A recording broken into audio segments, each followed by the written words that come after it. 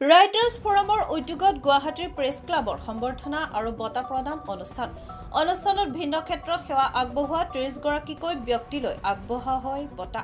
গুৱাহাটীৰ প্ৰেছ ক্লাবত অনুষ্ঠিত হোৱা গাম্ভীৰ্যপূৰ্ণ অনুষ্ঠানটোৰ আঁতৰে কবি সাহিত্যিক বিপুল শৰ্মাই সাহিত্য সমাজসেৱা সাংবাদিকতাকে ধৰি কেইবাটাও ক্ষেত্ৰৰ লোকসকলক উৎসাহ দিয়াৰ উদ্দেশ্যে ২০২১ চনৰে পৰা বঁটা প্ৰদান কৰি আহিছে ৰাইটাৰ্ছ ফৰাম অসমে।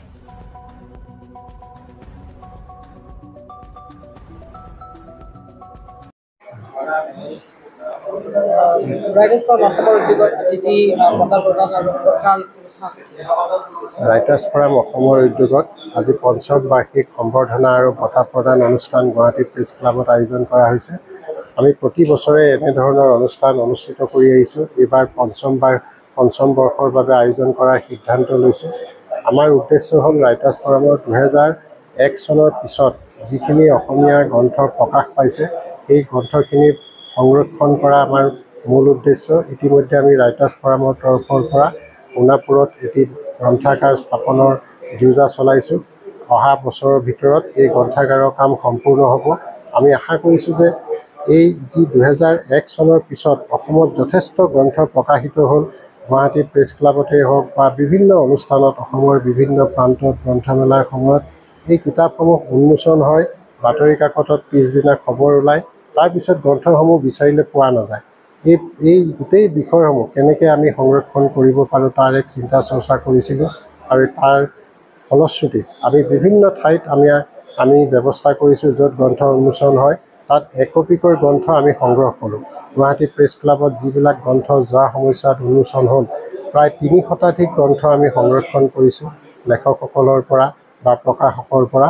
এইসমূহ সংৰক্ষণ কৰাৰ মূল উদ্দেশ্য আৰু অসমীয়া শ্ৰীমন্ত শংকৰদেৱ আৰু মাধৱদেৱৰ ওপৰত ৰচনা কৰা জীৱনী গ্ৰন্থসমূহ আমি হিন্দীলৈ অনুবাদ কৰাৰ এক প্ৰয়াস আৰম্ভ কৰিম। ইতিমধ্যে উত্তৰ প্ৰদেশৰ অযোধ্যাত আমাৰ ৰাইটাৰ্ছ ফৰাম অসমক এটুকুৰা মাটি সমাজবাদী দলৰ এগৰাকী জ্যেষ্ঠ নেতাই আমাক প্ৰদান কৰিছে। আজি তেখেতো আমাৰ মাজত আহি এই অনুষ্ঠানত উপস্থিত থাকিব। গতিকে আমি তাত কাৰ্যালয়টো হ'লে আমি ভাবোঁ যে উত্তৰ প্ৰদেশৰো যিসকল বিখ্যাত লেখক আছে তেখেতসকলৰো গ্ৰন্থ অসমীয়ালৈ অনুবাদ কৰাৰ আমি ব্যৱস্থা কৰিম আৰু অসমৰো কিছু গ্ৰন্থ হিন্দী ভাষালৈ অনুবাদ কৰাৰ ব্যৱস্থা কৰিম।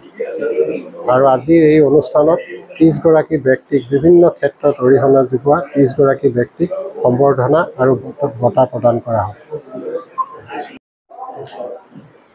প্ৰথমে মই ৰাইটাৰ্ছ ফৰাম আছামৰ উদ্যোক্তাসকলক ধন্যবাদ জনাইছোঁ। আচলতে এই অনুষ্ঠানটোত মোক যে শ্ৰেষ্ঠ শিক্ষাবিদ আৰু সাহিত্য সংগঠক বঁটা প্ৰদান কৰিছে মই ভবা নাছিলোঁ, কিন্তু মই সাহিত্যৰ লগত 1985 চনৰ পৰা জড়িত আৰু কামৰূপ মহানগৰ জিলা সাহিত্য সভাৰো বিশেষ পদত আছিলোঁ। অসম সাহিত্য সভাৰ কাৰ্যনিৰ্বাহক আছিলোঁ আৰু আগন্তুক দ্বাদশ বিশেষ বাৰ্ষিক সাহিত্য সভা পাঞ্জাৱাৰীৰ ৫৫তম সাহিত্য সভাৰ মই মুখ্য উপদেষ্টা। আমি এই অনুষ্ঠানটো বিশেষভাৱে অনুষ্ঠান কৰিম বুলি ভাবিছোঁ আৰু সকলো ৰাইজৰে সহায় সহযোগিতা বিচাৰিছোঁ। আজিৰ এই অনুষ্ঠানটোৰ বিষয়ে মই জানিব বিচাৰিছোঁ, কেনেকুৱা আপোনাৰ এনেকুৱা ধৰণৰ অনুষ্ঠানে আৰু পিছলৈ কেনেকুৱা ধৰণৰ প্ৰভাৱ পেলায়? আজিৰ এই অনুষ্ঠানটোত বিশেষকৈ ভাল লাগিছে যে বিভিন্ন ক্ষেত্ৰত কাম কৰা ব্যক্তিসকলক এই পুৰস্কৃত সম্বৰ্ধনা জনোৱাৰ যিটো পদক্ষেপ লৈছে, তেখেতে বিভিন্ন ক্ষেত্ৰত ব্যক্তিসকলক উৎসাহিত হ'ব, অনুপ্ৰাণিত হ'ব আৰু এই অনুষ্ঠানটোৱে সেইফাললৈ বিশেষ কাম আগবাঢ়ি যাব পাৰিব বুলি মই ভাবিছোঁ। গুৱাহাটীৰ পৰা ৰুমিনায়কৰ ৰিপৰ্ট, মহাজ্যোতি 24 লাইভ।